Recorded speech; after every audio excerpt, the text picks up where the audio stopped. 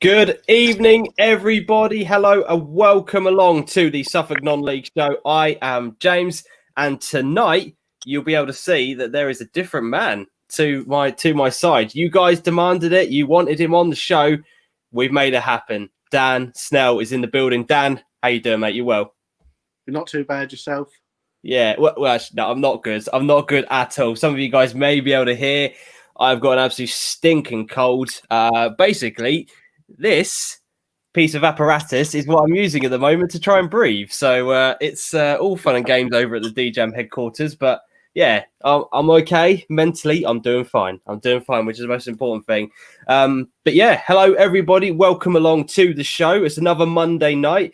Monday blues are well and truly out the door when it comes to this place. Adam sadly can't be with us this evening, although I think he's going to be trying to appear at some point in the chat. Not 100% sure whether or not he's going to be able to get away with that with his missus, but we will we'll work on it. We'll work on it. But we are live across Twitter, across Facebook, and across YouTube. Hello to everyone. Good evening. I can already see loads of you pouring in. Oh, look at that. First comment is Adam. Unbelievable. He can't stay away.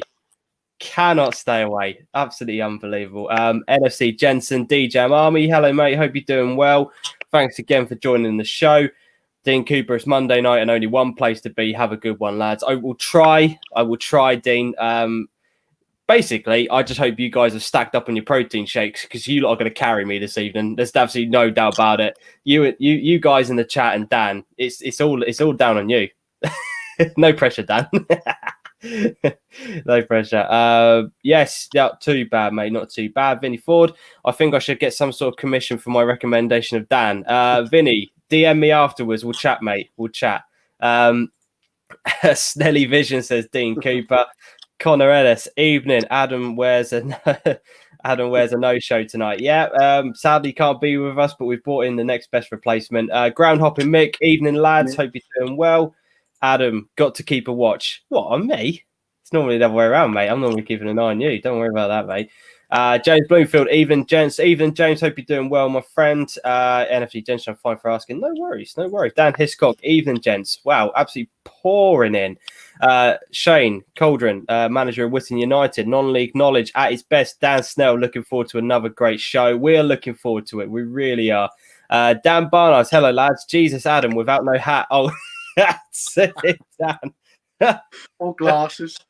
We might as well just cut the stream short now because we're not going to get a better comment than that all night. Match day marketing, evening, gents. Seriously, guys, if you haven't checked these lot out on Twitter, make sure you do so. They have got some absolutely unbelievable graphics that they do for non-league football. Make sure you go and check them out on Twitter.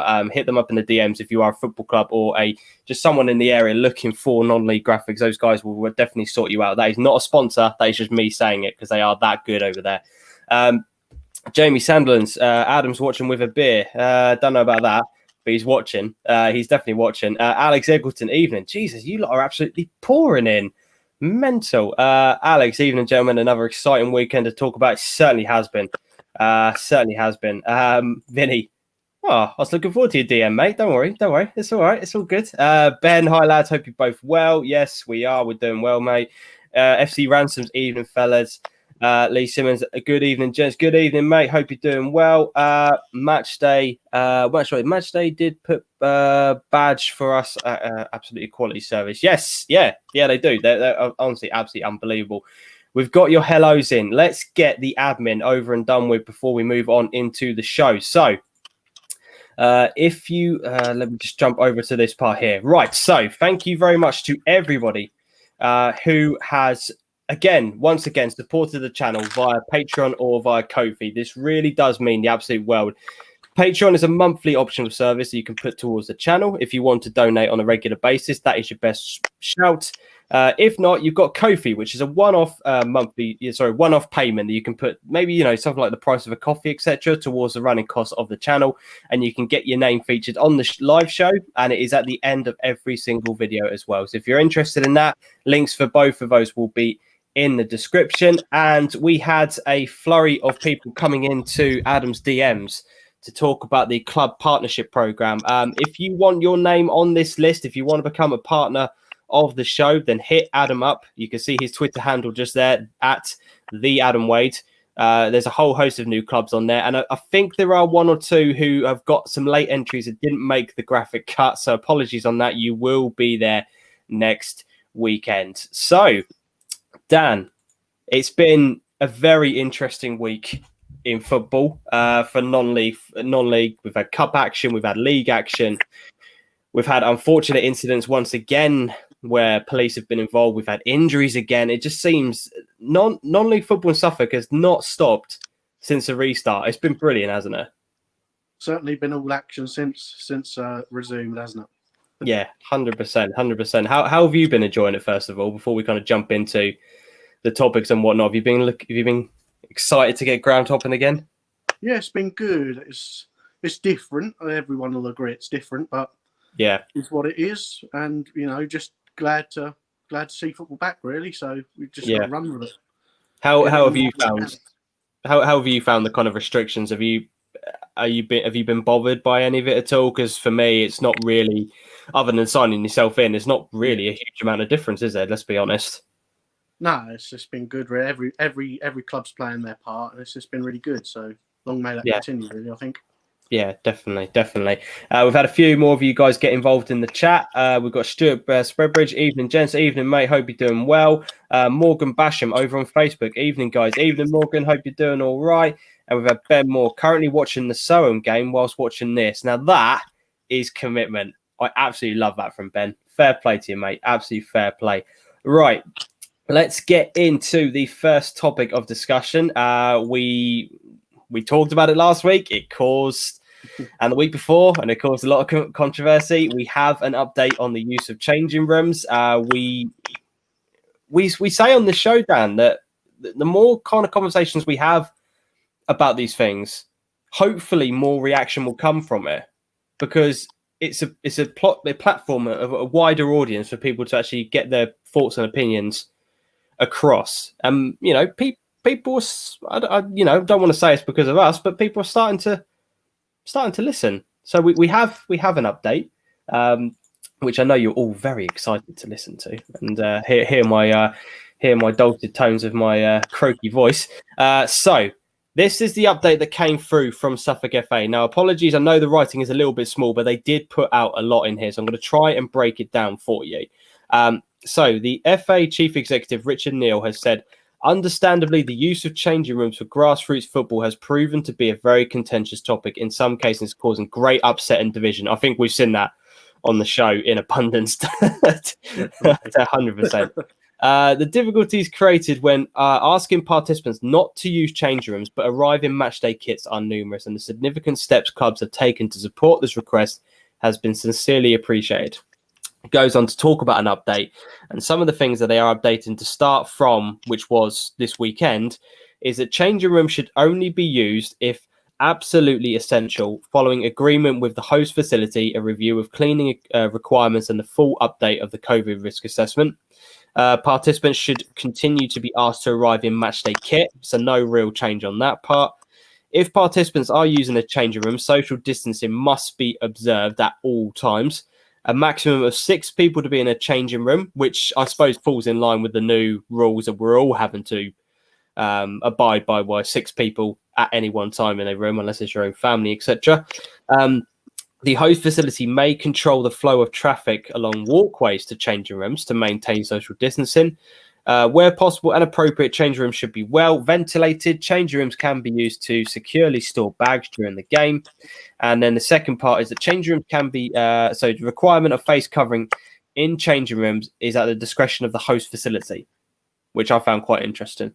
Each team and each individual also remain at liberty to wear face coverings in change rooms if they feel appropriate. Hand sanitizer should at least be made available in all change rooms. Participants to continue to shower at home after a game. The host facility should undertake enhanced cleaning to maintain hygiene standards, and pre-match, halftime and post-match team talk should continue to be held outside to allow for social distancing. Now, Dan, that just sounds, if I'm not mistaken, more of the same. It just sounds like more of the same. There's not really an update in there, is there? Let's be honest. I wouldn't say so, no. It's just no different than it was 2 weeks ago and 2 weeks ago before that, really. It's just going around in circles a bit, I think. Do you think that with we're obviously things seem to be heading towards a second lockdown. As much as some people don't like it, it does look as if we are heading that way. Now, we're not going to get into the politics of Boris Johnson and co on this show, but do you think that, where do we go in terms of the changing rooms aspect of it? Because realistically, we could be in a position where in a month's time, we might not even have football to be able to go to. So is the changing rooms that big of a deal when you think about the overall picture? It's hard to say, isn't it? Some people say it is, some people say it isn't. Some people are using them, some people aren't using them. I would say if it's absolutely chucking it down with rain, people say they're essential to get out of the rain, get changed, so they'll use them. Yeah. Up to individual clubs. Really. Yeah. So, I mean, the games that I've been watching, everyone has been changing. I mean, actually, no, the Witten game, I think they were in their changing rooms. So the Witten Ipswich Wanderers match, they were in the changing rooms. But then the SIL games, those guys were out in the open. They were getting changed right next to the dugouts. Yeah. It does tend to vary from club to club, and I'd love to know what you guys are doing in the comment section, whether or not you're indoors or whether or not you're outdoors, how you feel about it, etc. But it does tend to be on a club by club basis rather than one rule for everyone and then that's it. Yeah, so I went to Witten last week for the Senior Cup semi-final, and they all looked to me like they all changed outside. They all came out for the game with a bag and dumped it by the dugout, and it's just right. It just, whereas you say when Witten played Ipswich Wanderers, they were using changing rooms, so I don't really know what the difference is there. If it's the same ground, yeah. And obviously, nobody wants to put their bag by the side of the pitch, do they? If it comes down to rain mid-game, it's just a disaster, isn't it, really? Yeah, definitely. As I said, I'd love to. I think we've exhausted this topic enough on the show. I think everyone has kind of made. I think everyone's kind of made their feelings well clear on it. But I just wanted to give that little bit of an update. As I said, when you actually read it, there's not a huge amount of updates to kind of go through, really. I think it's as we are. And in terms of things moving forward, as I said, we've got to concentrate on football being here rather than a changing room issue. And I think give it a couple of weeks, we'll see where we're truly at. And then we can kind of, it's whether or not a changing room is important at that point. So we've had Bourneville reserves get involved, saying I'd rather get changed in pouring rain than have football cancelled again. It's a small sacrifice. I think that sums that up very, very nicely. I think that really, really does. And we will move on to the next topic in that case. And this was something that you pointed out to me, actually. You DM'd me the moment we said, yeah, let's get this there. Let's get rid of Adam. Let's get me in. Don't deny it. Let me come on the show. The low attendances at the semi-finals. We had a little bit of a debate in the DMs, and I thought I'm going to save my true thoughts and opinions on this for when we actually come onto the show. But do we put it down to poor ground location? Or is it people simply not being interested in last season anymore? And what I'm going to refer to is this image here. Now, this is what Russell Claydon had the other day. This is what he put out on Twitter. If you don't follow Russell Claydon, he's a great local journalist in the area. Make sure you go and check his Twitter handle out. 298 people at Needham versus Stowe, which I just find bizarre. I mean, that does seem like quite a low number. People in the comments might disagree, but I think that's quite a low number. Yep. And we had 125 at Bury versus Lowestoft, which was at Felixstowe. So I suppose really the question comes back to, is it down to the location of ground, or are people just simply not interested? What do you make? What do you think of it, Dan? Because I kind of stopped you before we had a full on discussion in DMs, but I want you to kind of give your opinion on it. What do you put it down to? It's probably a bit of both. I think if the Needham Stowe game had been quarter final at Stowe or Needham, that sells out without question. Yeah. But, it's difficult because they've got to play at a neutral venue, but obviously the FA favour certain clubs over others. You only got to look at certain clubs get 2 or 3 every year, and some clubs get nothing. Yeah, 100%. Obviously, sometimes the grounds aren't always available. Yeah. But I just thought that was a bit low, really, mate. I don't know. Are people wanting to finish last season's competitions, or did they just not fancy trekking to Sudbury or Lowestoft down and Bury to Felixstowe? You'd like to think there was probably somewhere a little bit better accessible for people than that.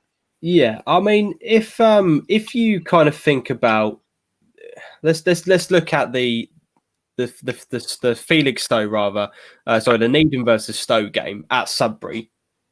Yeah, where would that have been ideally placed? Would you say Bury would have been the ideal place for that one? So rather than, I don't know, that seems like the most neutral venue for both teams, doesn't it?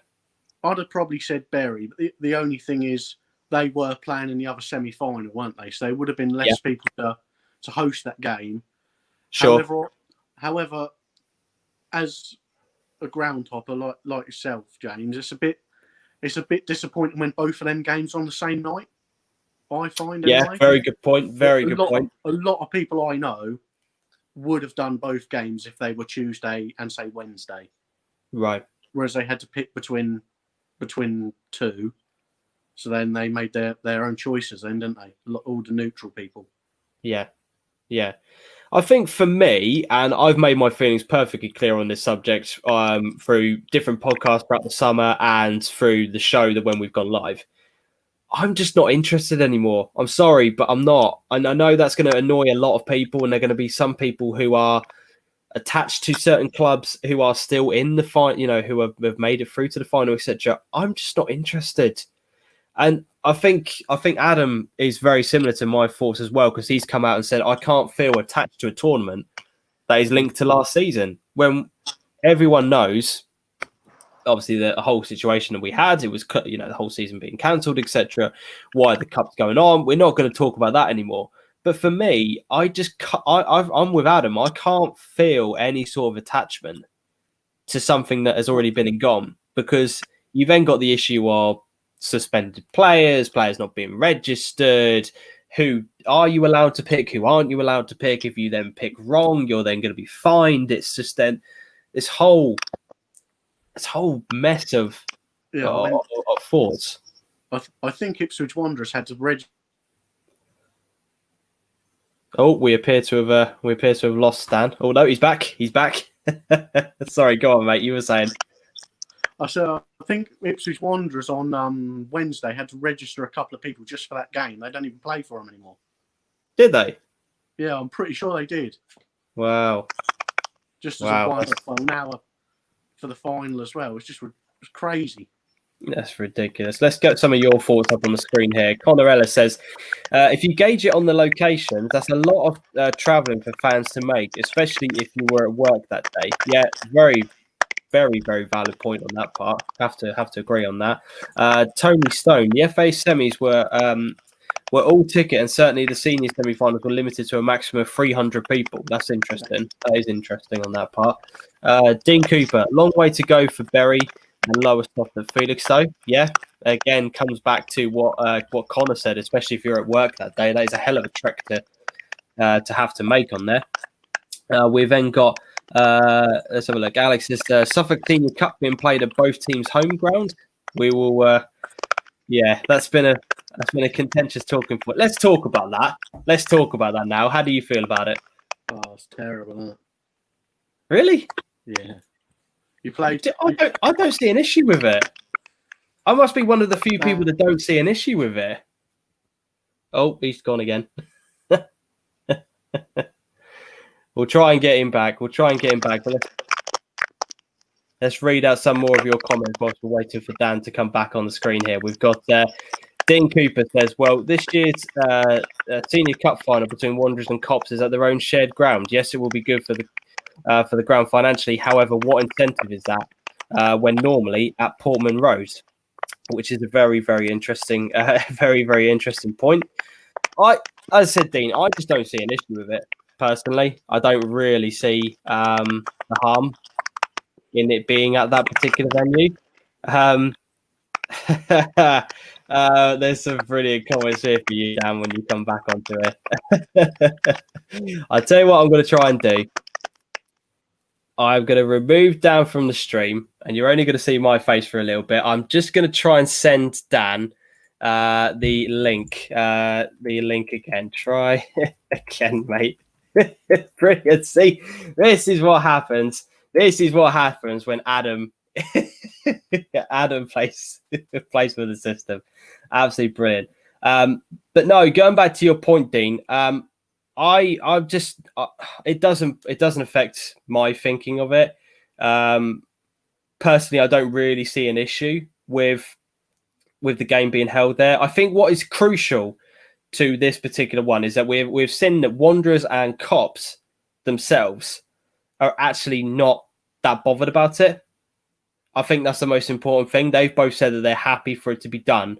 But I suppose from a neutral perspective, I can completely get why people are not happy about it being played at that venue. And I do get it. Obviously, this incentive is there to be at Portman Road, which is why I'm not happy about about finals being played, not being played when that was the incentive right from the get-go. We appear to have Dan back. Here he is. You're back. That's fine, mate. That's fine. As Adam said, my hacking is working. We've had John Copland saying, pay your internet bill, lads. Vinny Ford, Adam is on a sabotage job. He 100% is. He wants to keep that job. Ground hopping Mick, Adam is doing this. Dan will not take over. Connor said, I think he will, Adam, especially as you're a no-show. That is harsh, Connor. Shane Cauldron, dodgy Wi-Fi in Debenham. That is brilliant. Alex, Dean is right. It's all about the incentives. It's a day out for same as Wembley. No, I completely get what you're saying, that the final being played at their own place is not much of an incentive. And Dan, go on, Dan. Jump in, mate. It won't feel like a final. No. I wouldn't have thought so. They just feel like friendly, I would say. Right. Both teams play. It's just not. Both teams play there every week, don't they? Yeah. I'm not sure. Obviously, they'll be up for it. It's a final, but it's not one for me, really. I don't think. I said this when you were off camera, and I want to get your thoughts on it. Both teams were happy with it, though. If you look at Twitter, both teams have actually come out and said, "Look, we've agreed to this. We're happy with it. I don't understand where the issue's coming from." And that's where, for me, as somebody who, quite frankly, doesn't care, in the nicest possible way, because it's last season's result, if they're both happy to play at their neutral venue, then let them play. But I 100% get it. The whole point is that you do go to Portman Road. That is the whole point. That is the whole point of that. We've got a comment coming in here saying teams may be happy, but what about the players? I've only seen management and coaches, if I'm being completely honest, who have commented on it. I don't know how vocal some players would be about not being happy to play in a final, if you see what I mean, because if they voice their disconcern, then there's a good chance that they won't be playing in said final. Whereas I think management, I don't know, maybe management do just go down that route of, yeah, we're happy. From a PR perspective, yeah, we're happy. It doesn't matter. Let's just put it out there. We're not bothered about it. We'll be happy to play our location, but maybe they're not. Maybe some people are. Maybe also maybe Suffolk FA have seen they didn't sell out for the semi-final, so they're keeping it a 300 capacity, so they've got a chance to get it full. It's a very good point. Didn't even think about that. It must have been quite disappointing for them that they done tickets for all the semi-finals, and I don't think any of them sold out. Yeah. That's a very, very good point. Very good point on there. Let me just bring up some more of your guys' comments on here. So Sean Watson says last season was declared null and void, so Cup should have been as well. All or nothing, simple as that. 100% agree with you. I'm not going to, not even going to try and debate that on one. Where are the finals being played? A lot of squad has changed completely. Like Dan said, Wanderers had to sign players on the day. So the Senior Cup, rather. No. Yeah. Yeah, the Senior Cup's at Ipswich Wanderers, right? Yeah. Yeah. What about the Primary Cup? Do we know? I'm not entirely sure on that one. I might have to get somebody in the comments to answer that one. But yeah, so that's why. And obviously Copplestone and Ipswich Wanderers are both in the final, and they're the ones who play at that particular location, which is why, Ben, they're coming out and saying they're not particularly bothered anyway. Vinnie Ford, it will be a Senior Cup win with an asterisk. Pointless. Brilliant comment. D. Cooper, as a player, I would rather play at Chiltern Fields than my own ground at the final. Nothing wrong with Chiltern Fields, Dean. If it's the Chiltern Fields I think you're referring to, around my area, there's nothing wrong with Chiltern Fields. But no, I get it. I do get it. Jamie Sanderland says, playing at Portman Road is obviously a huge incentive, but winning a county cup final is an incentive in itself. Very good point. And if you've got the opportunity to play it and win it, why not? Why not, indeed? We have got, I believe, a Cyrap Green Eyes, which is a brilliant name. I know some are gutted. Need them for a semi-finals, then back to your road ground for the final. I think that's what you're kind of saying, aren't you, Dan? It's just pretty much. Where's the incentive to get yourself to a final? Yeah, that's interesting. Why isn't it being played at Portman Road? Well, I would imagine that Ipswich don't want any games being played at their location. I think is the honest answer. They're now into their new season. Why would they want some non-league team turning up and ruining their pitch? I think that's why they allow all of their games to be done at the end of the season. They then dig it up once all the county cup finals are done, and then they move on to the next season. I think that's pretty much spot on, isn't it, Dan? Yeah, and they'd have the cup finals at Portman Road usually get a big crowd, don't they? So they'd have to open more than just one stand they normally do. Yeah. So it just wouldn't be cost effective, I wouldn't expect for them. Yeah, definitely. So Jamie is coming and answer that question. The Primary Cup is at Stowmarket. There you go. That's not too bad. Depends on who's in the final. I can't remember, if truth be told. Alex, would have been easy to arrange around Ipswich fixtures. You could be right. But again, I don't think Ipswich as a football club are going to allow that, mate. Really don't. Dan Hiscock, Woodbridge reserves travelling to Lowestoft on a Monday night for their final. Oh, that's tough. That is really, really tough. Nathan Cooks just in the chat. Upham, cheers, mate. Hope you're doing well. Groundhopper Mick, Portman Road might see a good game of football for once. So, shots fired from Groundhopper Mick. Shots fired. I'm not going to comment on that. I should do, but I'm not going to because I haven't got the energy to respond to people in the comments. Leon Moore said pro game behind closed doors. How could non-league fans? Pro game is behind closed doors. How could non-league have fans at a pro ground? That's a very, very valid point as well. Yeah, very valid point. Very valid point. You guys have been absolutely fantastic on that part of the show. Really, really appreciate you getting involved on that. Dean, apologies, mate. I'm not really too sure what we can do about the audio levels on that one. If you can let us know, Dean, what it is that's affecting you, mate. Is there a particular sound that is causing a problem? Let me know, and I'll see if there's any way I can try and sort that out in a bit for you. So let's have a look. We've had the updates on the change rooms. We've gone through the Suffolk semi-cup finals. We've got to get these small points of incidents out of the way. We've had another alleged incident where police are now involved once again for the second week in a row. We've had the incident, which some of you may well have been seeing in local papers today. I believe it was that you sent me the link today, didn't you? Yeah. Between Walsham and the Willows and Curtin Athletic Reserves. Again, it's a police matter. We're not going to get too much involved in it, but it's just, why does it keep happening? Why does it keep happening? I don't know. Right, Adam has said it's either one of me or you typing and talking. So definitely not me. 100% not me. I can guarantee you it's not me. I haven't got the capability to type and talk at the same time on that one. So, yeah, we don't like to see it. We don't like to see the incident taking place. But unfortunately, when we get more results, we'll be able to, or more information, rather, we'll be able to talk about it. But, yeah, never nice to talk about. And again, we've had to talk about another injury which has taken place over the weekend.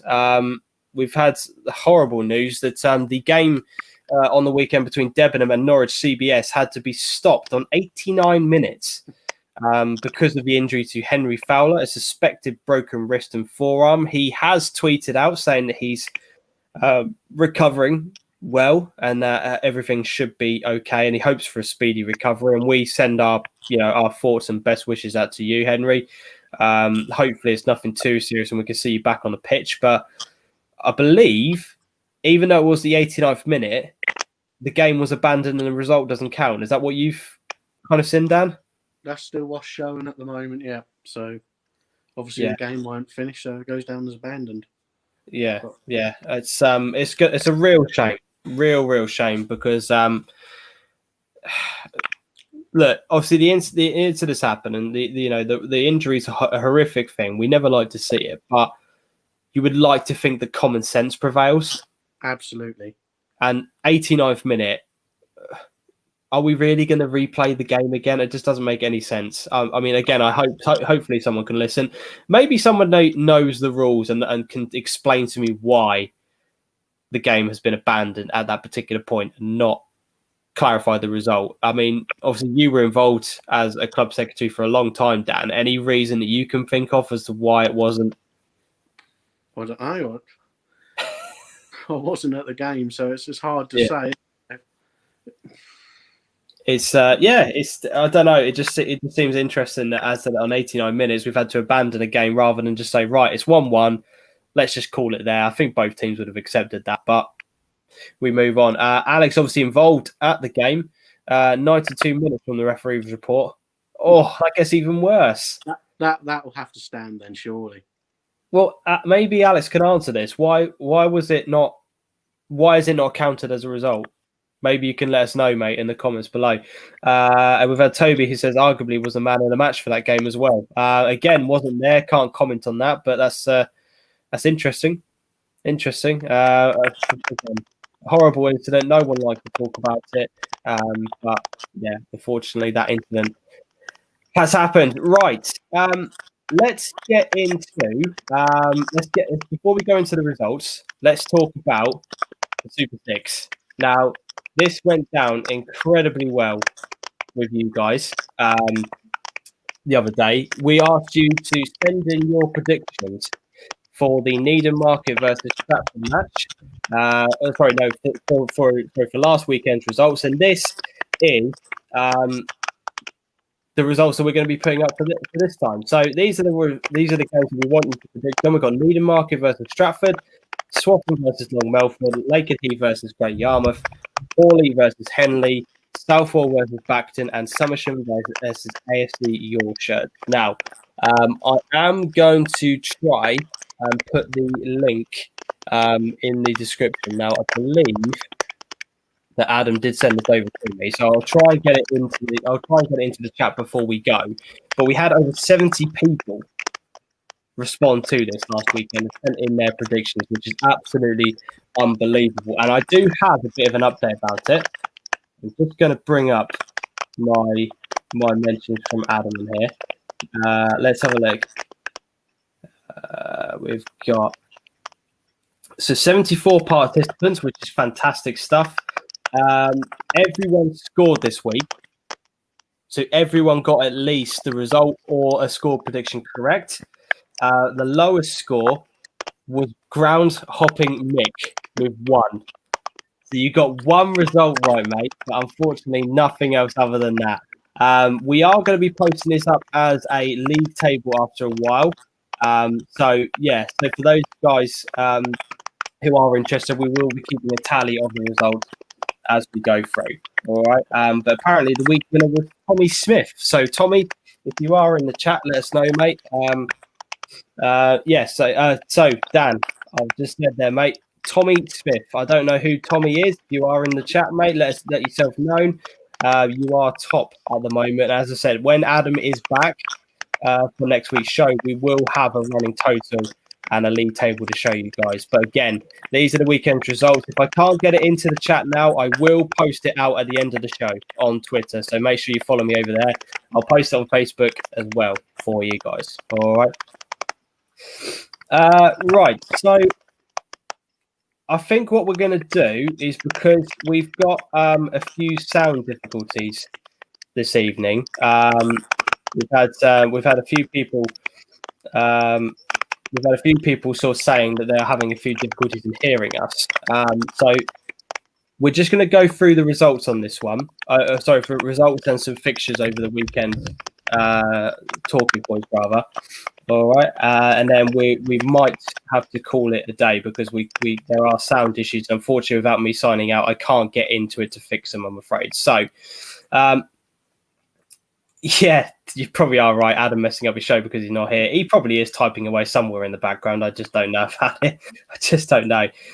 So, Dan, let's talk about, first of all, the Southern League Premier Central results. Let's start from the top and make our way down.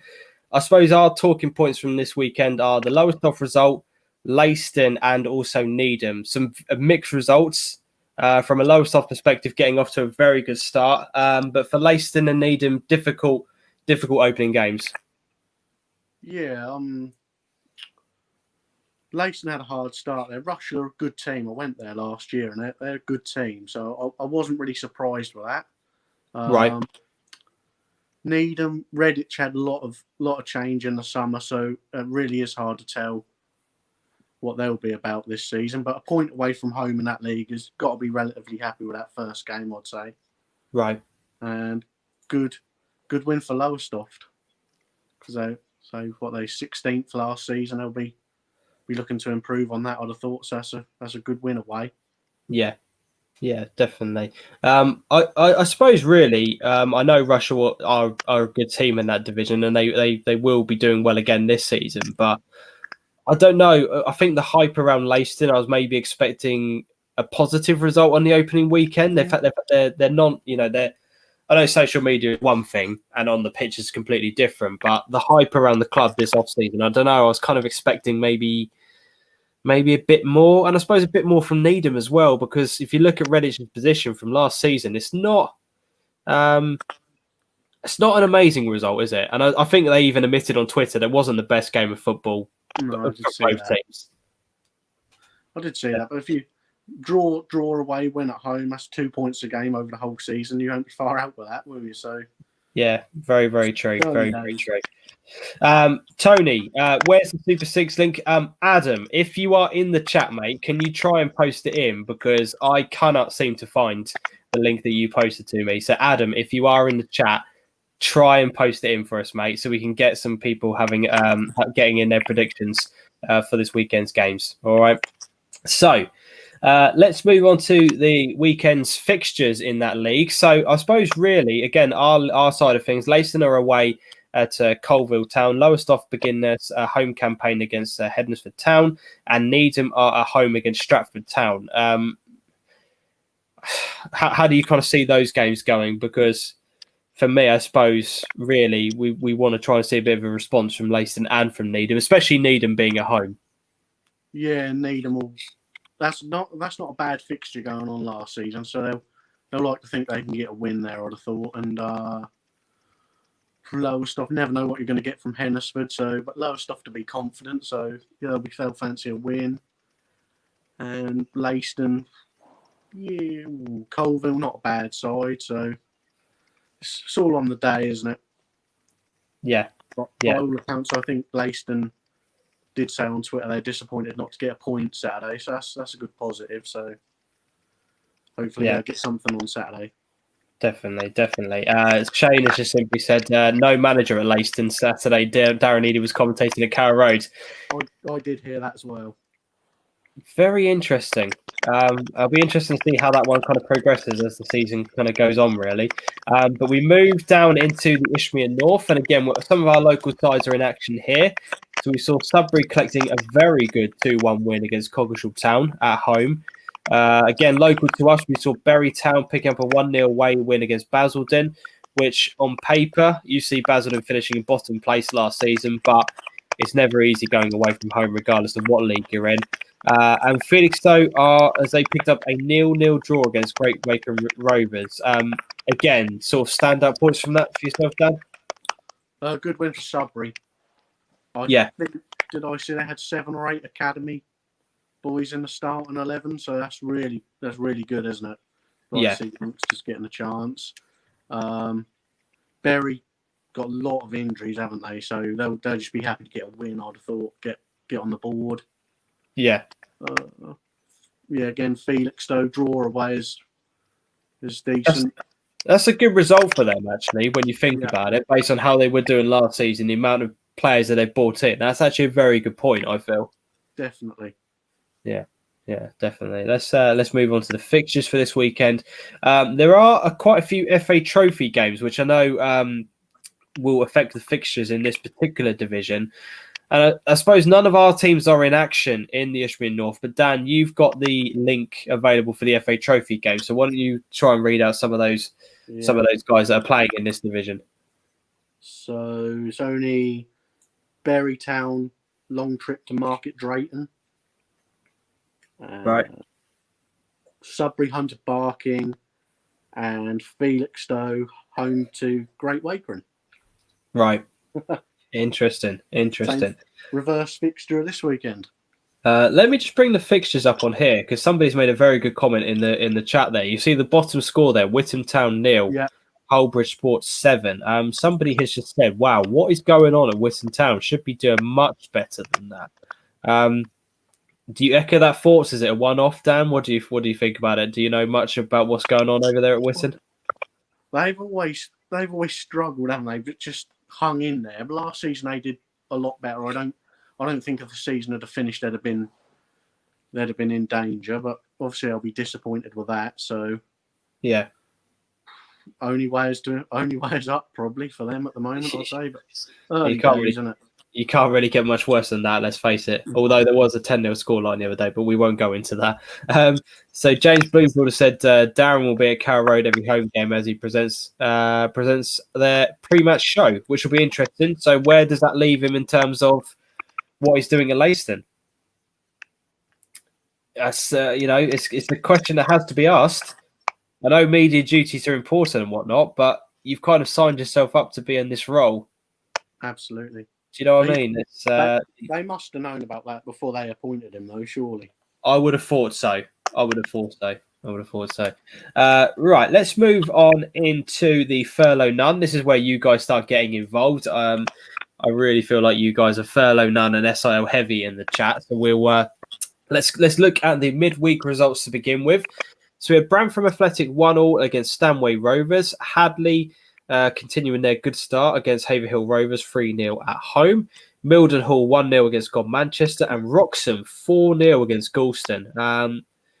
I'm kind of shocked by the Wroxham result, and I'm not, because Galston have been doing or have looked quite good so far this season. But what do you make of that result? And then again, anyone that's kind of stands out for you as being a shock result, I suppose?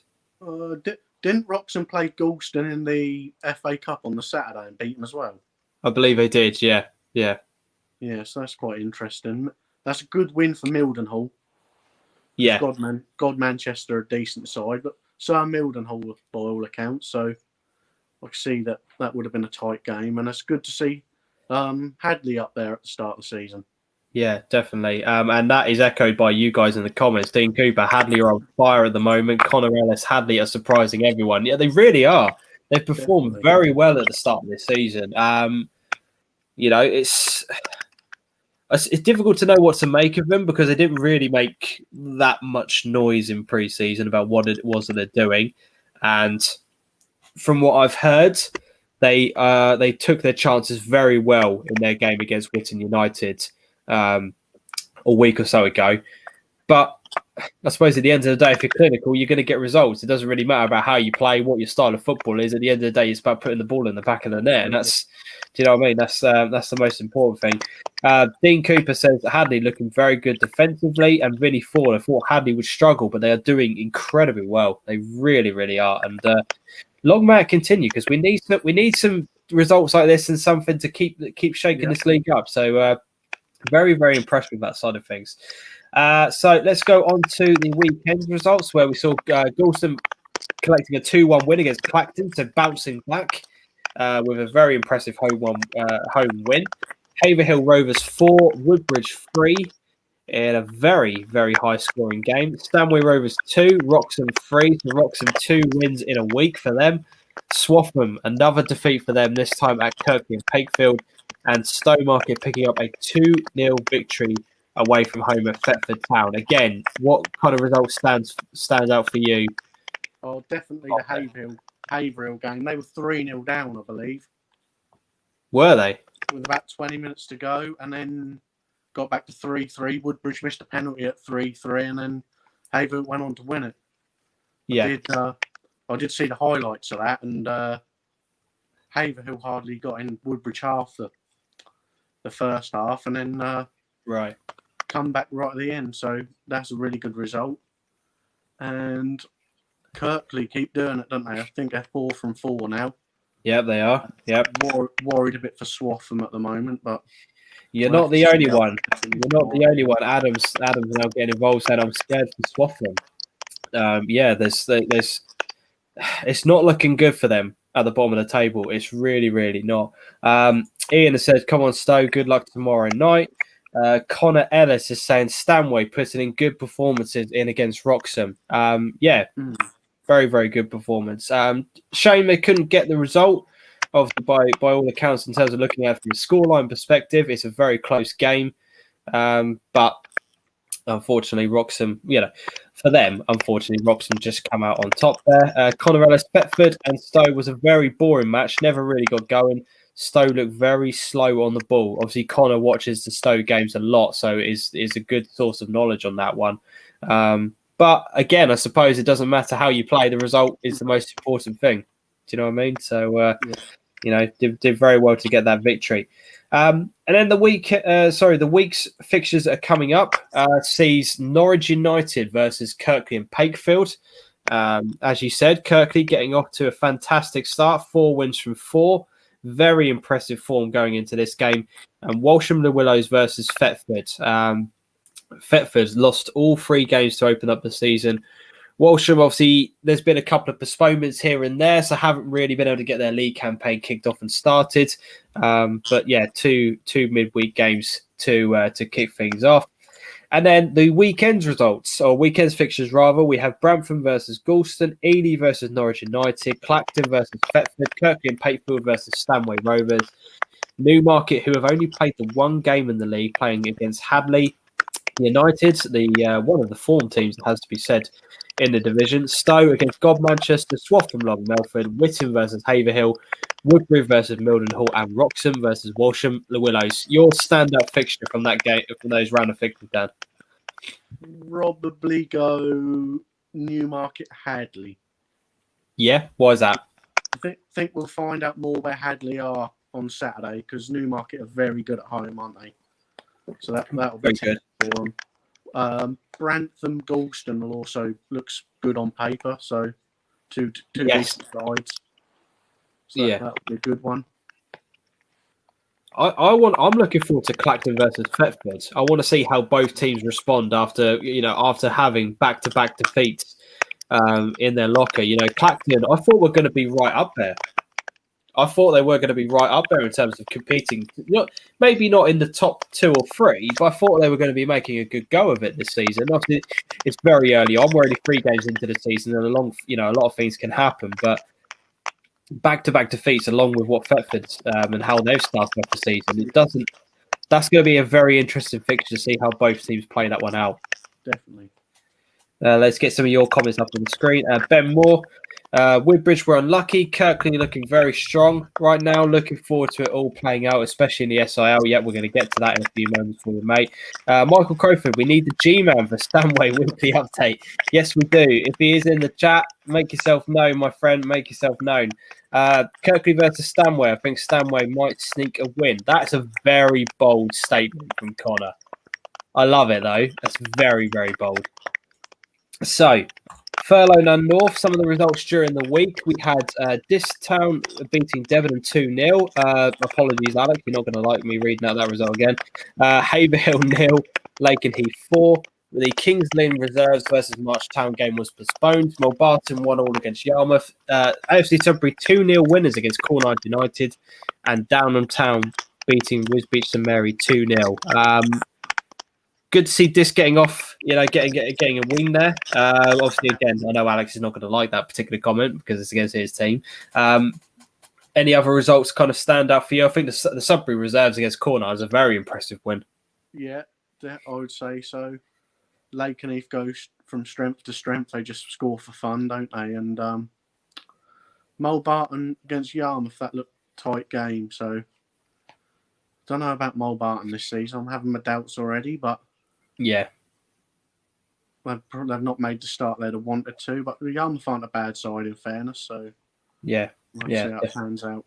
Definitely. This is where Adams jumped in from his. This is his knowledge right here.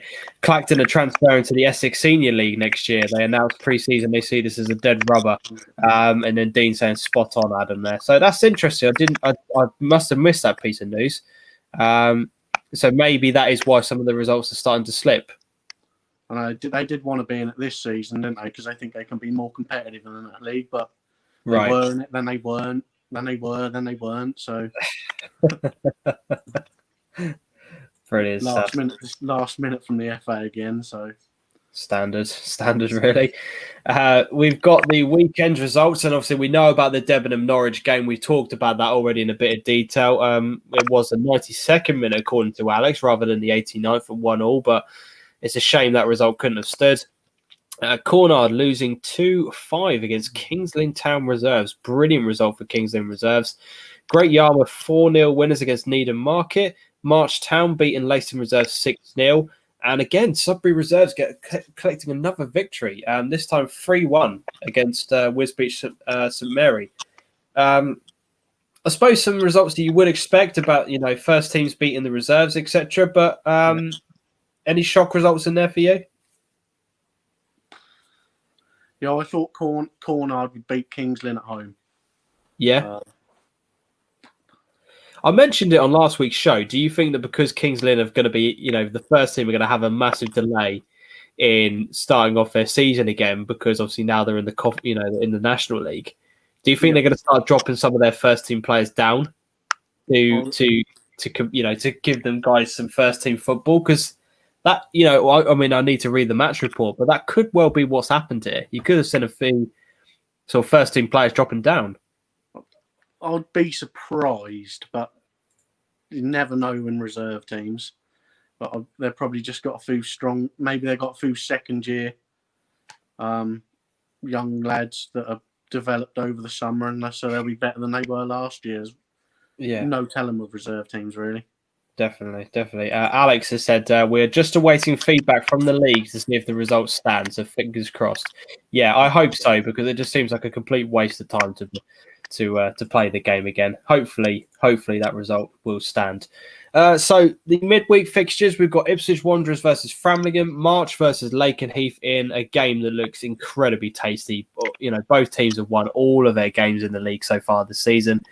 Needham Reserves versus Cornard, Norwich TBS versus Mulbarton, and Great Yarmouth versus Sheringham. I suppose really the standout fixture is March versus Lakenheath, isn't it? Really, you can't look elsewhere, can you?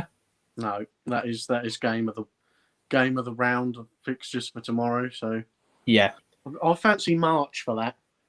Yeah, they're my tips at the start of the season. So right, I'm going to back them to get a win there. Okay, and, just for the sake of being opposite to you, I'm going to go with a Lakenheath win. Then why not? I don't know. I suppose I want to start seeing Norwich CBS start to collect a few points. That's the result and the game I'm looking forward to, because it's been a slow start for them. It's not been how they wanted to kick off a campaign. Mulbarton, as you said, there's a bit of inconsistency there. Yeah. Things are not really going how maybe they thought they would. So this is a good opportunity. You're at home. Go out there and show what you're capable of and go and get a win. Absolutely. Kickstart the season. The season starts now. Do you know what I mean? That's the message to the boys that you need on there. Ben Moore said Blake will score, could finish top goal scorer at the end of the season. Could you see Blake stay next year? He seems to be enjoying it.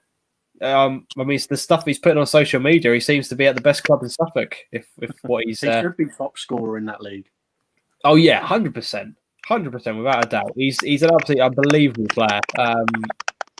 I think there were question marks when he came to Stowe, let alone question marks now he's gone to Ipswich Wanderers. But look, oh no, Alex is just breaking my heart. CBS versus Mulbarton is off due to a COVID test within the CBS squad. That is just right, okay. The Yarmouth versus Sheringham, man. There you go. There's my match. That's my match to look forward to. Dean Cooper, Wanderers, Mark, Cornard, Mulbarton, Yarmouth. I'm guessing that's your top 5. Maybe. Is that your top 5, Dean? Some predictions for tomorrow, I think. Oh, okay. That makes more sense. I was going to say that I doubt Cornard will be in the top 5 this season. I could be horrifically wrong, but I highly doubt that. But yeah, I like it, Dean. Get your predictions in, lads. That's pretty good. And then the weekend results, we've got, again, another tasty fixture. Fakenham versus Ipswich Wanderers. Fram versus Wisbech and Mary. Haverhill versus Debenham in a game where neither team have yet to pick up a single point.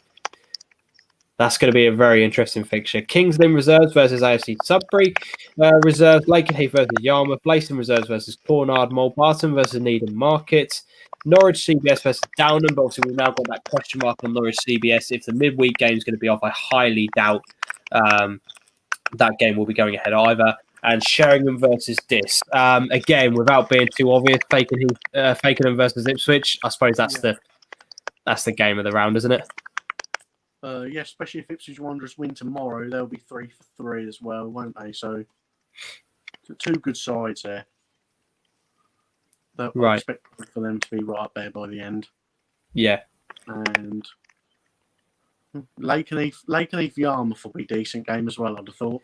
Yeah, I have to admit, that does look quite tasty. That does look tasty. Yarmouth, obviously, after an opening day defeat, have picked up a bit of form now. And we'll be wanting to keep that going, but it's not going to be easy. Really, it's not going to be easy. So, yeah, there's some interesting fixtures in there. There always is in the North. Adam has said the COVID cancel is because someone a player works with is positive. He's getting tested under track and trace. It's a very odd situation. Good knowledge there, Adam. Love it, mate. Absolutely love it. Connor Ellis, Fakenham's a hard place to get a result. It's a lovely ground, though. Dean has said, just to mention, Ipswich Wanderers having Tion Leggett from Cranes full time as a class. Wow! When did that happen? I knew he was dual, but didn't know he was full time there. So that's a very good signing. What a combo up top. If you don't win the league with that, just stinks goals. Yeah, it stinks goals. Love it. I think Yarmouth will push Lakenheath. Yeah. I can't see the reason why not. They've been playing really well recently, so who knows? Who knows? Right, so that's the Furlough None over and done with. Before we move into the SIL, let's go through the Vars and then the qualifying fixtures for the FA Cup before we jump too far ahead. So the FA Vars fixtures from this weekend, we saw Dis playing against Fakenham, where Fakenham got a 1-0 win. Downham beat Ely 3-0. And a very good result for them. Ipswich Wanderers in a 5-3 bonanza with Brown from Athletic. Lakenheath 7-1 victory over Framlingham. Mulbarton beating Peterborough Northern Star, which I know from your guys' comments last time around, you'll be very happy with that result to see Northern Star losing. Sheringham 2-0 winners against Newmarket. And we had the God Manchester versus Norwich United. The Haverhill Borough game was the one I haven't updated because that was a Sunday game. Dan, any idea what the result was on that? I think they lost 7 or 8-1. Oh, ouch. 7. Might have been 8. Okay. Well, there's a reason why I didn't put that scoreline in there. Then we'll leave it at that. But before we move on to the second page, the standout result from that one. I'll go Sheringham on that one. Yeah, that's an outstanding win. It's a difficult place to go, Sheringham, but to beat Newmarket 2-0 is excellent win. Does it just go to show, though, the difference between Newmarket's home and away form? Because at home, I would have said Newmarket all day long. But when you put them away from home, it's literally a toss of a coin. Oh, yeah, absolutely. Yeah. I think there's some big score lines in there, but the Ipswich Wanderers versus Bradford game has to stand out for me. That's a hell of a scoreline, a hell of a game of football. But it's what we kind of expect from Ipswich Wanderers this season. They look very impressive and should be right up there in terms of winning their particular league. Let's move on to the second page. We saw Hadley versus Hadley United, where Hadley picked up a 2-0 win. Huntington lost 2-0 to Mildenhall. Ilford 5, Long Melford 3. Saffron Walden 3-3 against Whitton, where Whitton United won 4-1 on penalties. And I think I've repeated myself. I have Sheringham versus Newmarket. It's in there twice just because I knew you'd love it so much, Dan. There you go, mate. Enjoy that one. I suppose Whitton getting through on penalties is a good result. Disappointed for Long Melford, would you say? Yeah, definitely. Be a bit disappointed with that, wouldn't they? To score 3 goals away from home and still not get anything, that's a kick in the teeth, really, isn't it? It really is. You guys know your stuff. 8-1 to Essex. 8-1. I know the keeper from Haverhill Borough. Hopefully you consoled him afterwards, mate. We had Connor Ellis Debenham beating Ely as well. Yeah, great result from that one. Absolutely great result. Let's move on into this week's action. We've got some FA Cup qualifying, and the Hitchin versus Needham game is currently ongoing as we speak. When we went live, I believe Hitchin were winning 1-0. So if anyone can provide us with a score update on that game, that would be really interesting to hear what the score is in that one. But we've got Brantham Athletic versus St Ives Town. A very tough fixture for them against a team 2 tiers above them.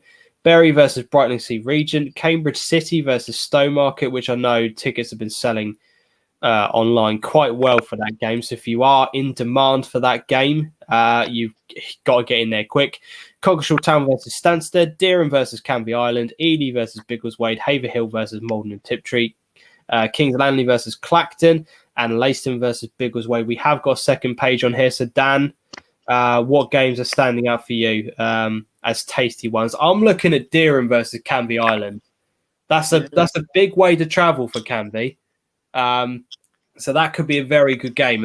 From a local perspective, obviously, just up the road in Norfolk, it'd be good to see Deerham get through in that round.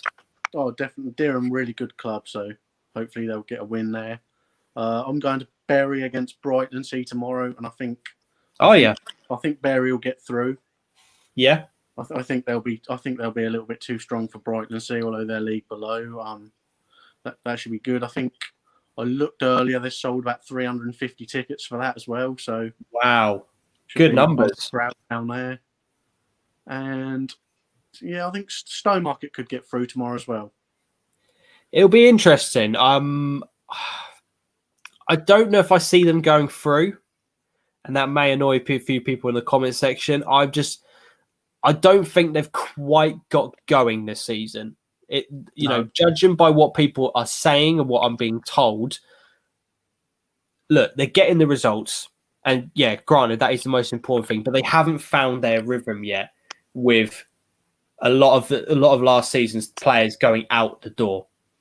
So I think this is a big test for them to see what they're actually made of. If any of those guys need motivation, then just stick that DeeJam doesn't believe in you on the dressing room door.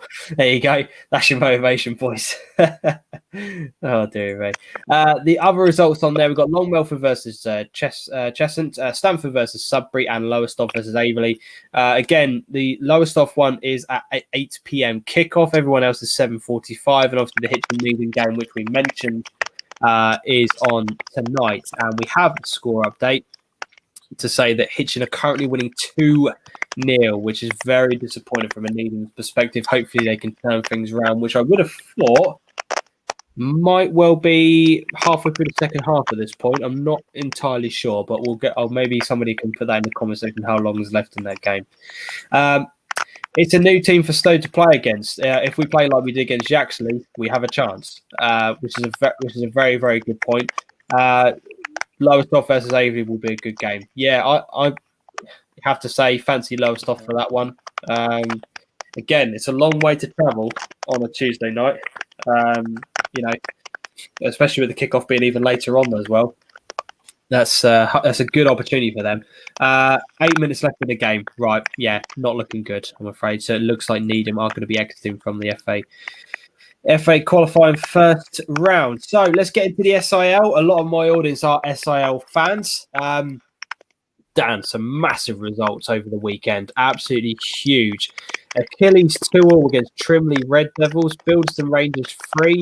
Bournevale 5. Claydon picking up a very good 5-0 victory at home against Ransom Sports. Hawley 4-3 against Copplestonians and then a mouth-watering game. Henley 4-3 against Bennell. And I've seen a couple of the highlights on Twitter, which is good to see. More clubs promoting their football and posting content out about their game, which is brilliant. So long may that continue over at Henley. Leicester and St Margaret's 0, Halesworth Town 3 and a local derby on the East Coast. Old Newton 3, Capel Plough 0 and Westerfield 0, East Burgolt 2. Again, standout performances or results from that one. I can't look beyond Claydon. That is a hell of a statement to send to the rest of the league that the opening game doesn't matter. We mean business. That for me is a standout result. Definitely. And Hawley, good win as well. I was quite impressed with Copplestonians the other week when I saw them against Crane. So that's a good win for Hawley. Yeah. And I'm a bit concerned about Bilderston at the moment, though. I don't know really what's going on there. Yeah, both a bit more about that. Yeah, both Bilderston and Leiston St Margaret's have yet to register a single point this season. It's not been great starts, but I know, especially from a Bilderston perspective, I know what they're capable of. Yeah. And you just hope that they can sort of rally around themselves. They have a very particular way of playing. And it's just whether or not maybe teams have figured that out. I don't know. Whether or not they've brought in any new additions during the summer, I'm not entirely sure. But I think maybe that's the only, excuse the pun because of the name is also in the division, but maybe that's their Achilles heel, is that people have figured them out. I don't know. But Sean has even commented, what is going on at Bilderson? Honestly, I could not tell you. I need somebody from the club to come on and maybe explain why things haven't been going particularly well. Daniel, comments start flying in the moment SIL comes up. Here we go. Daniel, up for Claydon. Yes, I bet you're pleased that your guys have got back to winning ways. Adam, please for Old Newton. Yeah, again, been a bit of a shaky start towards the beginning of the season, but they collected a victory, which is good. Halesworth have made a great start. Yes, they have. They really have done well. Adjusted to senior life incredibly well. Dean Cooper, Halesworth are a strong team. Dan has said we are back. Vinny, Dean Cooper, didn't you guarantee a win this time last week? You did, but to get a 2-2 draw against Trimley that's a very good result. Very good result. Trimley, good point. Old Newton, good win, and a good win for Wickham Market. Yes, we will get into the Wickham result in just a few moments. Dean has said, should have been. Ref gave a 97th minute penalty when he said only 5 minutes added. Don't get me started. No, come on, Dean. Let's hear about it. Let's hear about it. Not to enrage Dean, but the term is 5 minimum. So I'm just going to leave it there. Dean, if you want to respond, mate, get involved in the comments. Vinny Ford, harsh. It does sound harsh, to be fair. I'm only joking with you, Dean. Achilles were 2-0 up. Yeah, they were. But again, to be in the 97th minute where 5 have been played, you're sitting there looking at your watch going, come on, ref, hurry up. Oh, and there's a penalty. And Dean has just said, play to the whistle, end of. Craig has said, what about the 3 penalties not given in the first half? I'm guessing And I think if my memory serves me correctly, Craig is somehow involved at Trimley. I can't remember exactly. Yeah, Bill said minimum 5 minutes added on. What have I started? Danish said all positives. Yeah, you've got to take the positives. There you go. I knew you were involved in somehow, Craig. There you go. Manager of Trimley Red Devils. Absolutely superb to have you on the show, mate. Thank you very much for getting involved.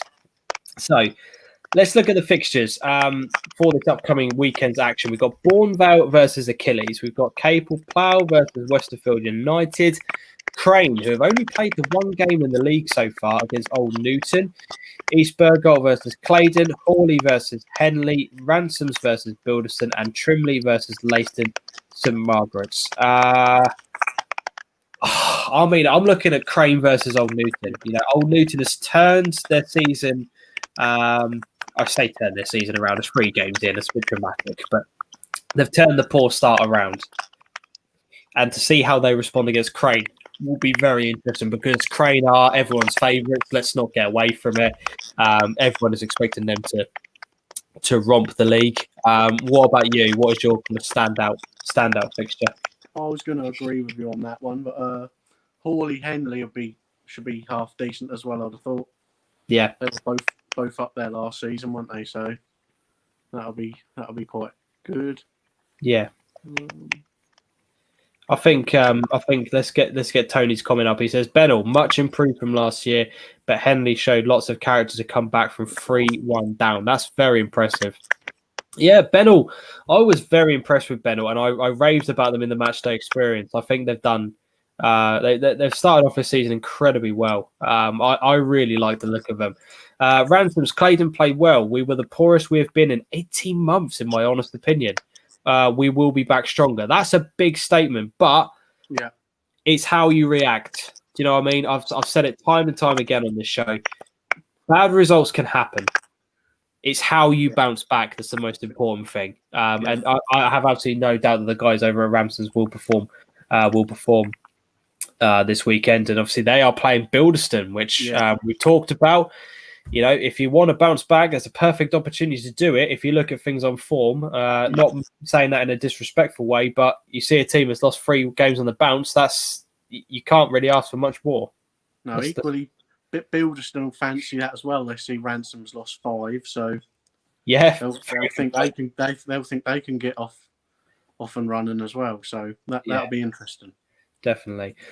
Connor has said Hawley versus Henley. I honestly couldn't call. Yeah, that promises to be a very, very good game. A very, very good game. We've got Vinny who says Bournemouth versus Achilles is a local derby. Are there any Ipswich clubs based closer to each other? I wouldn't have thought so. Based on the location that I've looked at from the research that I've done, I wouldn't say so. Lucas said Hawley versus Henley. I think this is going to be everyone's game of the weekend. I think everyone is tipping this one to be the one. Adam is Hawley versus Henley will be a great game. Dana said Trimley have a tidy side and will be around the top come the end of the season. Manager and staff are all great people as well. I've been treated very well whenever I've gone over to Trimley. I've absolutely no complaints about what those guys are doing over there. They're very, very nice people. Matty Jan has said Claydon will win the league. That's a hell of a statement. What do you think of it, Dan? Yeah, well, they have some good players, but they'll have to. If any teams above Cranes, they'll win the league. Yeah. I think that's fair to say. I think that's fair to say.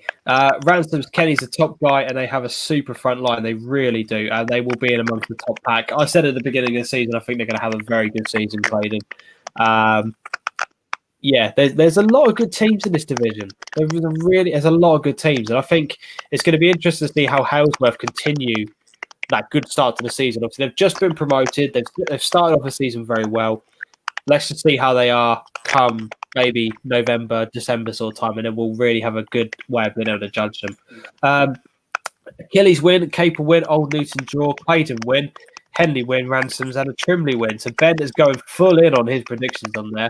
Absolutely love it, mate. Keep those. Sorry? Super 6 for Ben. Yeah, he's all in. He's all in, definitely. The fact my brother plays for your lot makes it special. Love it, absolutely love it. Cranes will win the league. Henley second and Claydon third. There you go. Bournevale reserves getting their predictions in. This is a statement and a half. Loser of Bournevale versus Achilles go down. Interesting. Dean, not too sure on that one. How do Cranes replace 50 goals? It's a very good point. The rest of their team is very strong, though. I will say that in their defence. But it's a very valid question. I'm sure they'll find a way. Sure they will indeed. Cranes need to find 40-plus goals losing Tion and James Blades. Yeah, again, another comment about the goals on there. Achilles, very tough to break down. There you go. There's your scouting done. Dusting for Achilles for future games, lads. Happy days. So that's the senior division. Let's move down into Div 1. We're getting some very interesting results. Baxton versus Tattingstone was a 2-0 to Tattingstone. Bedricks 5, AFC Kesgrave 1. This was the game I was supposed to go to before my car troubles on the weekend. I'm absolutely gutted. When I saw there was 6 goals, I just sat in the corner of a dark room and I didn't come out for about an hour. It was that kind of mood. Sporting lost 2-1 to Wickham Market. We've already had a couple of comments about Wickham Market from you guys. It's a very good win. Sporting are a very good team in Div 1, so that is very, very impressive. Stanton versus Codnam was postponed.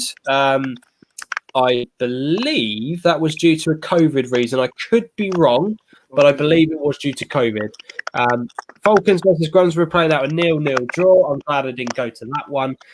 Wen Hastings 2, Southwold 3. I suppose Wickham Market collecting that win's a standout result, isn't it? Or Tattingstone. Tattingstone have continued their good start. What was that? Sorry. I'll say Tattingstone have continued their good start. I suppose that's also a standout. Yeah, it's a good win at that. Yeah. There's some good results in there. Very, very good results. Let's see what you guys have got to say on this one. We're going back to the senior league. But Connor said I want Henley to win the league, but it will be tight. It's going to be very, very tight. They've already scored 6 goals in their first game. I don't think replacing goals is going to be a problem, says Vinny for Cranes. That's great. See, Dan, you know your stuff, mate. You know your stuff. Good to see Kenny remaining at Claydon after a tough couple of weeks. Yes, I would not be the same. 100% agree with you on that one, Dan. 100% agree. Bedricks with a good win. I'm so disappointed I didn't get to see this game because I watched Bedricks 2 seasons ago when they were in Div 3 and they absolutely demolished Elmswell. And I wanted to see what their progress had been like. And I wanted to see how they would fare this season in Div 1.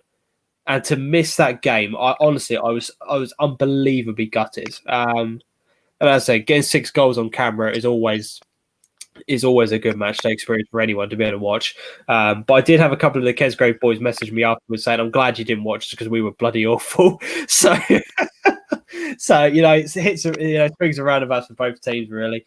But yeah, some good results in that one. We then got the fixtures for the weekend's results. And just to let you guys know, Adam has put the link to the Super Sixes now on his Twitter feed at the Adam Wade. Go over and check it out and get your predictions in, guys. In fact, do you mind, Dan, just reading out those score lines on there, and I will get the link from Adam's Twitter. Fixtures. Yeah. Yep, so sorry. Yeah, the fixtures rather. AFC Kesgrave versus Codnam.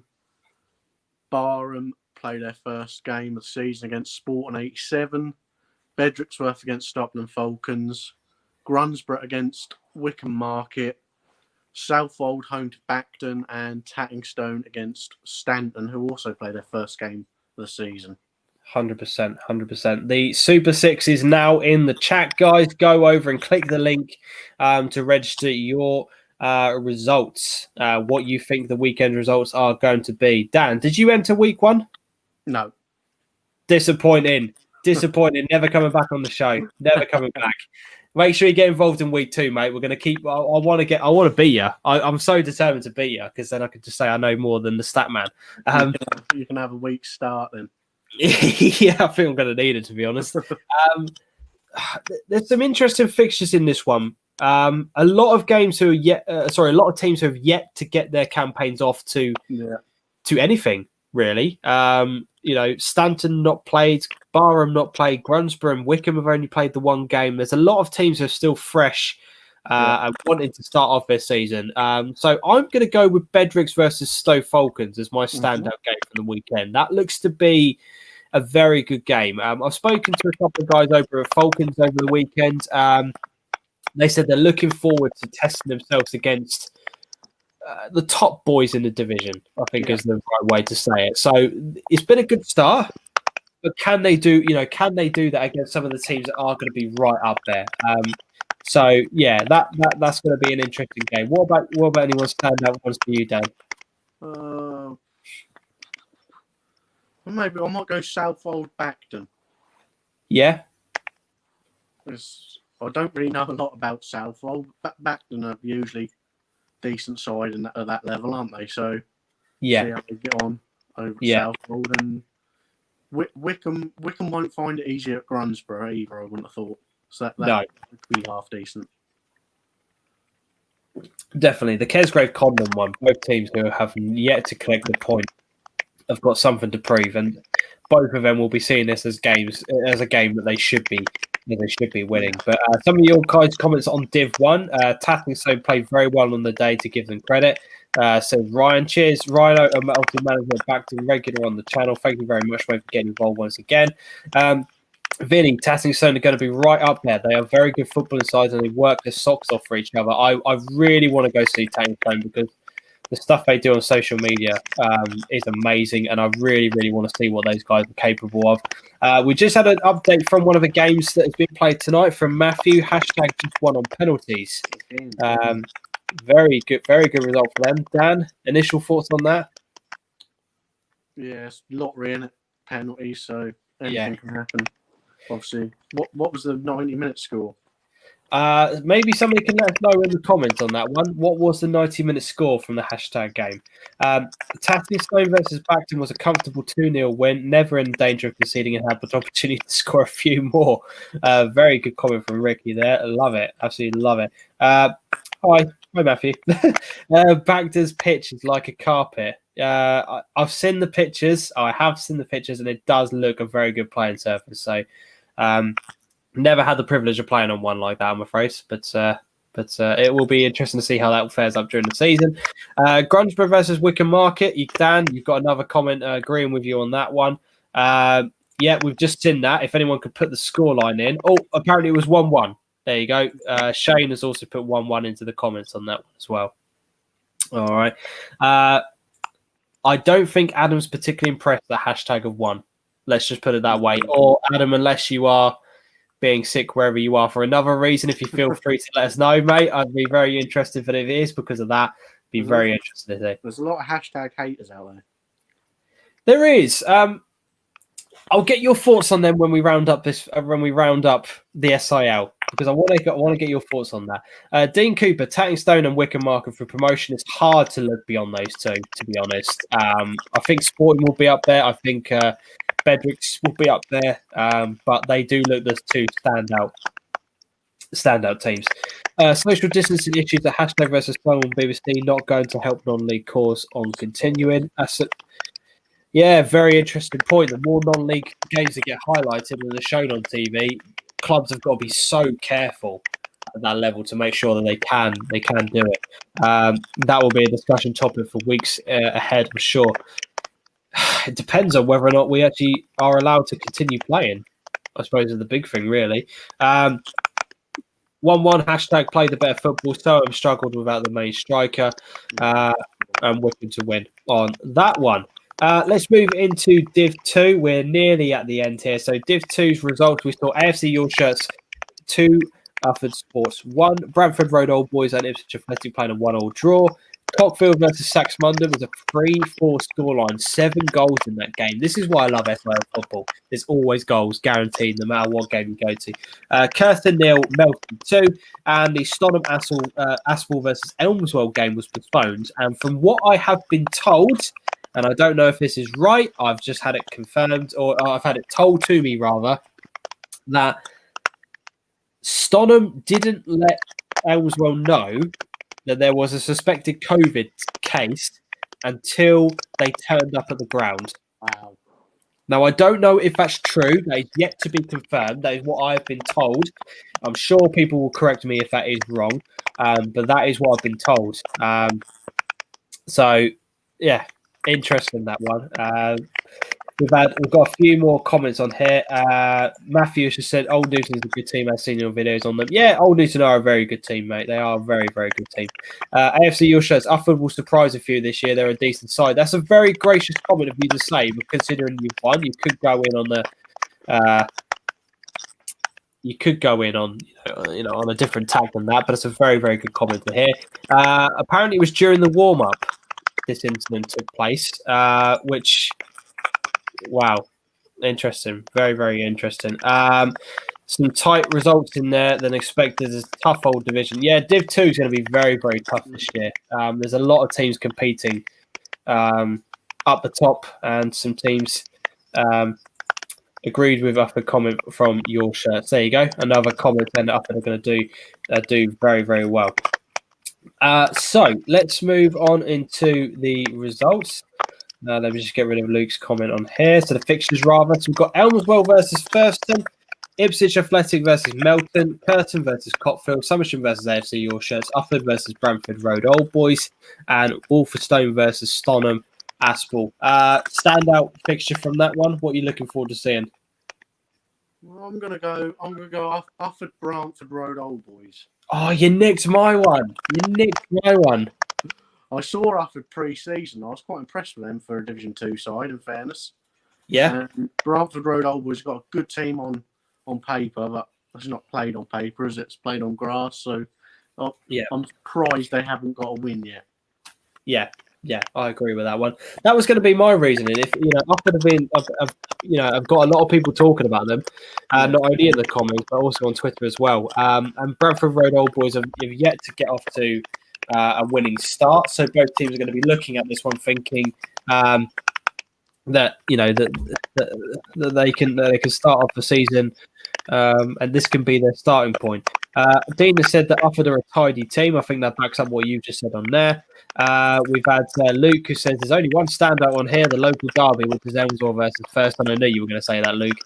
That does look to be a good game. Yeah, it's going to be a very tough game for you. Elmswell are looking very impressive from pre-season. Ricky Coleman, your shirts and Melton to lead the way. Could be one or two challenges, but I think they'll be clear of the pack. Ricky told him no punches there. He's going straight in with his predictions, and I absolutely love it, mate. Keep those comments coming in. It's really appreciated. Dean Cooper, I see Ufford versus Cornard in pre-season friendly, and Ufford having a few great players and just need a win. Yeah, I think that could very well be the case. As soon as they get one win, it will kickstart their season. Div 3, we've got Aldborough versus Wortham, which was a 2-3 victory to Wortham. Barwell 4-4 against Stage. We saw Brantford winning 4-0 against Whitlish and Watts. Great Blakenham Checkers collecting a 4-0 victory against Ockhold. Hope Church 1, Ipswich Exiles 4. Kesgrace Kestrels 0, AFC Wanderers 4. Unity 1, Laxfield 0. Some amazing scorelines in Div 3. It's hard to look beyond Barwell and Stage as an 8-goal thriller, really. Wouldn't you say, Dan? Yeah, Brantford we'll know about Brantford, don't we? So it got a lot of talking points from last week, didn't it? Certainly did. Yeah, goals galore, really, in Division 3. So you're more expert on this than I am. So yeah, you tell me.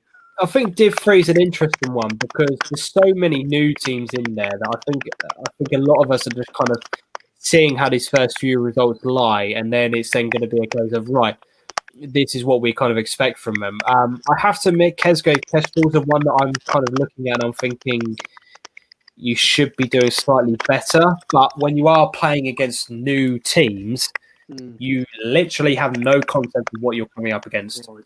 You are going in completely blind. We used to have it from a five-a-side perspective. You'd play against your regular teams, you know what they're about, you know how to play against them. As soon as a new team turned up, the psychology is there that you're thinking, oh, okay, I don't know whether or not I need to be on my game or whether or not I can relax or what my kind of mindset needs to be. But yeah, it's an interesting one from that point. Your comments on here, Dan. I'm surprised with Kesgrave. Yeah, I have to admit, me too, mate. Jack Larkins, all aboard the Bramford Express. Brilliant comment. Matthew, can any SLCs play in the FA Vars or not? No, I don't think they can. And Dan's kind of shaking his head. Senior division can if their ground is good enough. Right. So potentially that's a no then. If Bardwell get a keeper, they'll do very well. Well, that just shows you that players down at this level of football goes back to my comment a couple of weeks ago about easy to recruit players. It's obviously not very easy. It's obviously not very easy to recruit players, and I've massively don't give them suggestions, Luke. He'll be after your goalkeeper. Yeah, definitely. Nathan Cook says Upham. So does Dino Quinton says Upham. Love that, Jack Larkins. There's obviously a lot of love for Bramford in the chat here tonight. Matty says, I watched the Bramford game, pick of the goals with Adam Singh, 30-yarder. He's still got it. I really want to go and see Bramford play, but I'm going to save it for a few games into the season just to see how the rest of the league shapes up against them. And then the final slide that we've got is the Div 3 fixtures. We've got Wanderers versus Blakenham, Ipswich Exiles versus Bramford, Laxfield versus Bardwell, Ockhold versus Hope Church, Stage versus Kesgrave Kestrels, Witnesham Wasp versus Aldborough, and Wortham versus Unity. Some big fixtures in that game. I'm going to go with AFC Wanderers versus Blakenham. Great Blakenham Checkers. Two teams that got victories last weekend. We'll both want to continue that after, they're both new teams into the division. Didn't get off maybe to the best of starts on the opening game, but put that right this weekend, and let's see how they get on that one. Your standout fixture, Dan, before we jump into some more comments. How many will Bramford score this week? There you go. That's a prediction for you. How many will Bramford score this week? Let us know in the comments. Matthew, how many divisions are there in the SIL? We have four top leagues and I believe 4 reserves, or maybe 3 reserves. I'm not entire. I can't remember off the top of my head, but there are quite a few. 3 main divisions, and the 4th one is made up of reserves. Holmes, he says easy for James Folker to recruit. Lewis bleeds blue. I'm guessing he's talking about his goalkeeper there. Nathan Cook says Bramford to get 5. Best wishes to Jake Kesgrave back to winning ways on Saturday. Yeah, we hope so. D Cooper, great show again, lads. Fans pass up the A's. Upham. And I don't know what Lau's done to put something in there. What did Lau put on there? Bramford 5-0, and probably a Stephen Waller card for Ipswich Exiles. Andrew has said 8. Brilliant. Absolutely brilliant. So, Dan, I'm going to wrap things up there in terms of today's show. Let's just get your thoughts on hashtag before we do wrap things up. They're a contentious talking point. I want to hear what you have to say on it. No win. Hashtag United, talk to me. Not for me. Not for you. Not for me. Any particular reason why?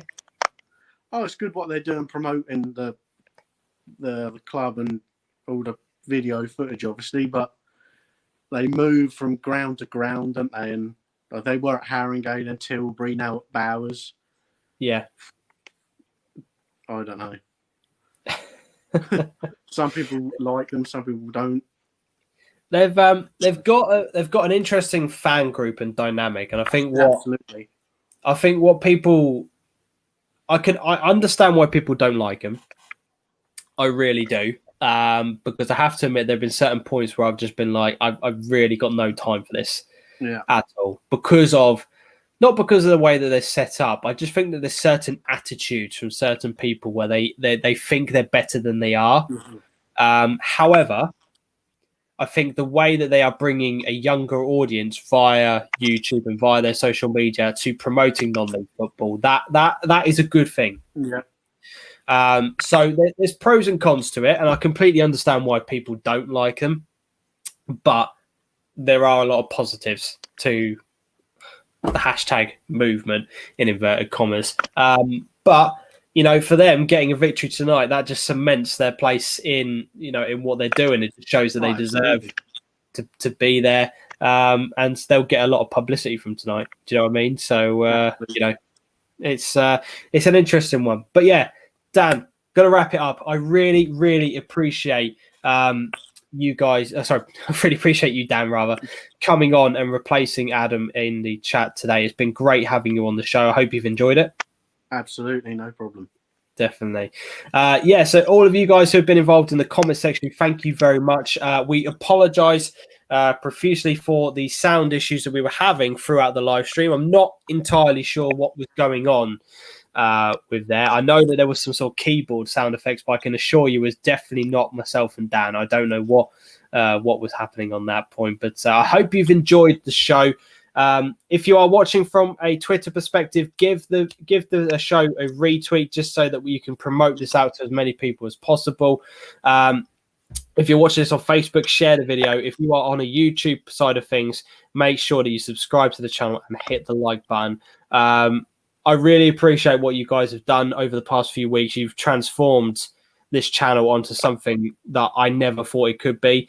And I really, really just want to thank you, every single one of you that has watched the show, whether or not you've been involved in the episodes, whether or not you get involved in the comments, or whether or not you just sit there and watch. I really appreciate it. And apologies, I've been so ill this evening, and maybe I haven't been quite on form as I normally am. But next week I will be back, and I will be on game. I promise you that. But you guys seem to be enjoying the show. Alex has said, great show once again. Thank you very much, mate. Adam, I'll be back.